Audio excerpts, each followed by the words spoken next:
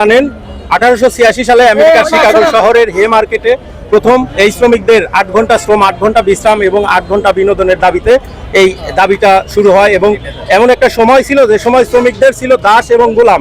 বর্তমান সভ্যতা আমাদের শ্রমিক এবং শ্রমিক শ্রেণী বলে, কিন্তু ওই সময় ছিল দাস এবং গোলাম। সেই সময় শ্রমিকদের কর্মঘণ্টা বলতে কিছু ছিল না, শ্রমিকদের মজুরি বলতে কোনো ঠিক ঠিকানা ছিল না, যে কারণে সেই সময় শ্রমিকরা বহুত বঞ্চিত হয়েছে।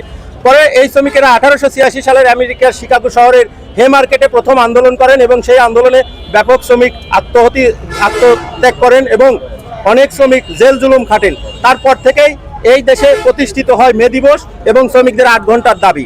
আমরা তারই ধারাবাহিকতায় 140তম মে দিবসে আমরা এবারের দাবি 7 দফা দাবি আমরা তুলে ধরছি।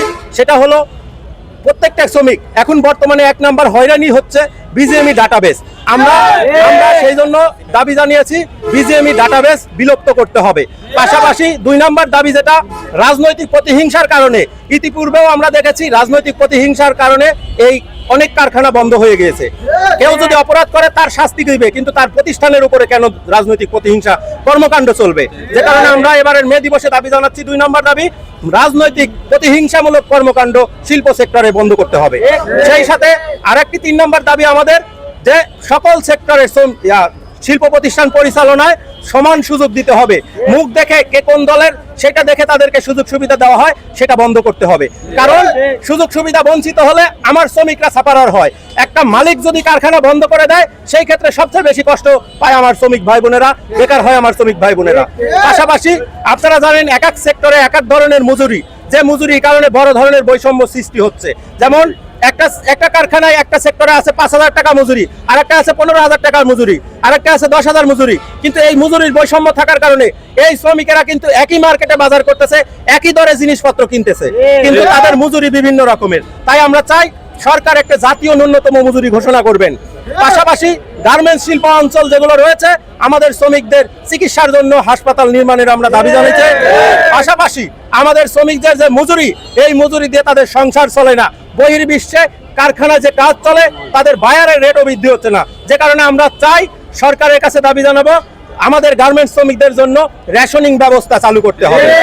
এবং সেই সাথে আমরা আরেকটি দাবি, যেটা সর্বশেষ দাবি রয়েছে, সেটা হলো আমাদের শ্রমজীবী সহ সাধারণ মানুষ রাস্তাঘাটে নিরাপদে চলাচল করতে পারছে না। ধর্ষণ, ছিনতাই, চুরি এবং ডাকাতির মতো ঘটনাগুলো ঘটতেছে। তো কাজেই আমরা আইন শৃঙ্খলার উন্নতি চাই এবং নিরাপদ চলাচলের ব্যবস্থা সুনিশ্চিত চাই নতুন সরকারের কাছে। আমরা জ্বালানি তেলে বড় ধরনের সংকট এবং বিদ্যুৎ লোডশেডিং এর কারণে বড় বড় কলকারখানা সহ ছোট কলকারখানায় উৎপাদনটা কিন্তু 30% নিচে নেমে এসছে। এইগুলো বিদ্যুৎ লোডশেডিং এবং জ্বালানি তেলের সংকটটা অতি বিলম্বে এগুলা সংকটটা নিরসন করার ব্যাপারে সরকারের জোরালোভাবে পদক্ষেপ নেওয়া দরকার। আর একটা বিষয় হলো আজকে মহান মে দিবস উপলক্ষে বলবো, বাংলাদেশের যে বর্তমান যে সার্বিক পরিস্থিতি এবং বাজার দর সংগতি রেখে শ্রমিকদের জন্য বাঁচার মতো জাতীয় ন্যূনতম মজুরি, যাতে করে তারা পরিবার নিয়ে তারা ভালোভাবে চলতে পারে, তাদের পরিবার পরিজন নিয়ে, সেই ব্যাপারে তাদের সরকারের কাছে এই রাষ্ট্রের মালিকদের সাথে শ্রমিকদের সাথে আলাপ আলোচনা করে কত টাকা শ্রমিকদের জন্য মজুরি বৃদ্ধি করা দরকার, এই ব্যাপারে সরকার কিন্তু জোরালোভাবে উদ্যোগ নেওয়া দরকার। তা না হলে এখন বর্তমানে যে দ্রব্যমূল্যের যে ঊর্ধ্বগতি, এই ঊর্ধ্বগতি যদি ক্রমাগতভাবে যদি বৃদ্ধি পায়, তাহলে কিন্তু এই শ্রমিকরা কিন্তু মাঠে মারা যাবে। শ্রমিকরা কিন্তু কষ্টে অনাহারে কিন্তু তারা দিন যাপন করবে।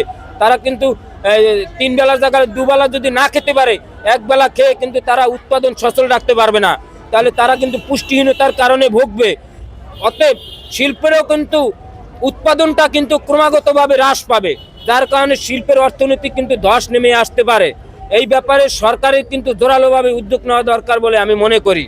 এই কথা বলে আমি আমার কথা শেষ করছি। আমার নাম অরবিন্দু ব্যাপার বিন্দু, কেন্দ্রীয় সভাপতি, বিপ্লবী গার্মেন্টস শ্রমিক ফেডারেশন।